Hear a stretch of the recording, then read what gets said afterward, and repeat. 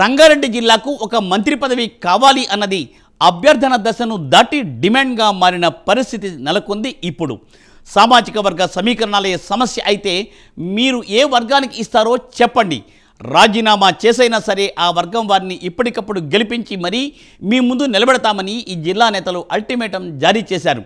జానారెడ్డి సైతం ఇదే విషయమై హైకమాండ్కు ఒక లేఖ రాయడం ఇప్పుడు ప్రాధాన్యతను సంతరించుకుంది. మరి వారి డిమాండ్లు అభ్యర్థనలు ఫలించేనా? Let us watch the story.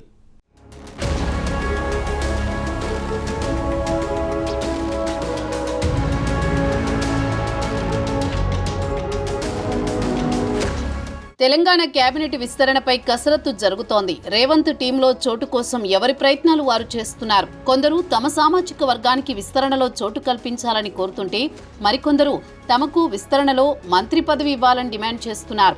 విస్తరణలో చోటు కోసం పెద్ద ఎత్తున నేతల చుట్టూ తిరుగుతూ విన్నపాలు విన్నవించుకుంటున్నారు. అయితే ఆ జిల్లా నేతలు మాత్రం తమలో ఎవరికి అవకాశం ఇచ్చినా పర్లేదు, కానీ మా జిల్లాకి మాత్రం స్థానం కల్పించండి అని వేడుకుంటున్నారు.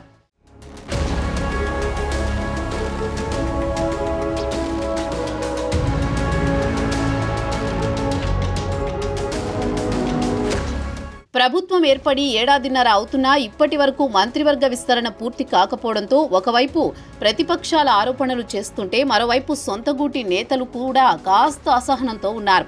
అయితే మార్చి 25, 24 తేదీల్లో హైకమాండ్తో ముఖ్యమంత్రి రేవంత్ రెడ్డి, డిప్యూటీ సీఎం భట్టి విక్రమార్క, మంత్రి ఉత్తమ్ కుమార్ రెడ్డి, టీపీసీసీ చీఫ్ మహేష్ కుమార్ గౌడ్తో సుదీర్ఘంగా చర్చలు జరిపారు. ఈ చర్చల్లో కేబినెట్ విస్తీర్ణం గురించి పెద్ద ఎత్తున చర్చ జరిగింది అని తెలుసుకున్న నేతలు తమ ప్రయత్నాలు మొదలుపెట్టి తమ సామాజిక వర్గానికి కేబినెట్లో అవకాశం కల్పించాలి అంటూ హైకమాండ్కు, రాష్ట్ర నాయకత్వానికి, లంబాడా సామాజిక వర్గానికి చెందిన నేతలు, ఎస్సీ, మాదిగ సామాజిక వర్గానికి చెందిన నేతలు లేఖలు రాశారు.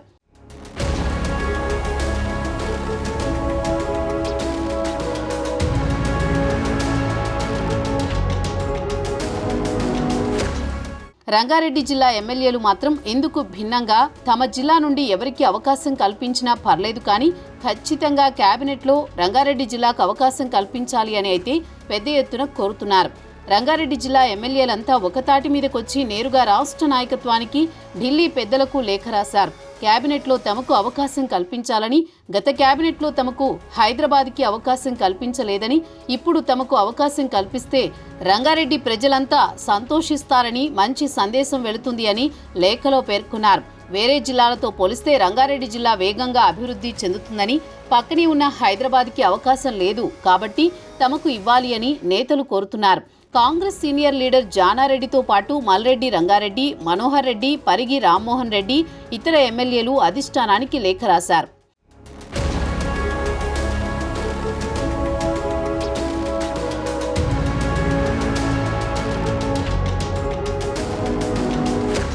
మరోవైపు రంగారెడ్డి జిల్లా నేతలకు బలం చేకూర్చే విధంగా కాంగ్రెస్ సీనియర్ నేత, మాజీ మంత్రి జానారెడ్డి సైతం హైకమాండ్కు లేఖ రాశారు. మరికొద్ది రోజుల్లో మంత్రివర్గ విస్తరణ జరగనుంది. ఈ క్రమంలో కేబినెట్లో రంగారెడ్డి జిల్లాకు అవకాశం కల్పించాలని రాహుల్ గాంధీ, ఖర్గే, కేసీ వేణుగోపాల్కు లేఖ రాశారు.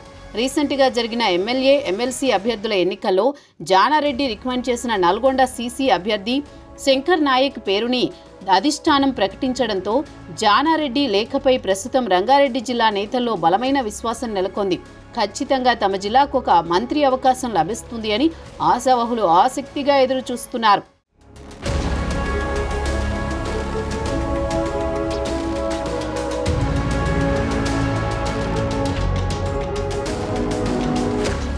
ఇక ఏప్రిల్ 3న మంత్రివర్గ విస్తరణ ఉండే ఛాన్స్ ఉందని ప్రచారం జరుగుతోంది. ప్రస్తుతం రేవంత్ రెడ్డి ప్రభుత్వంలో 6 మంత్రి పదవులు ఖాళీగా ఉండగా ఇందులో 4ని భర్తీ చేయాలని భావిస్తున్నట్టు సమాచారం.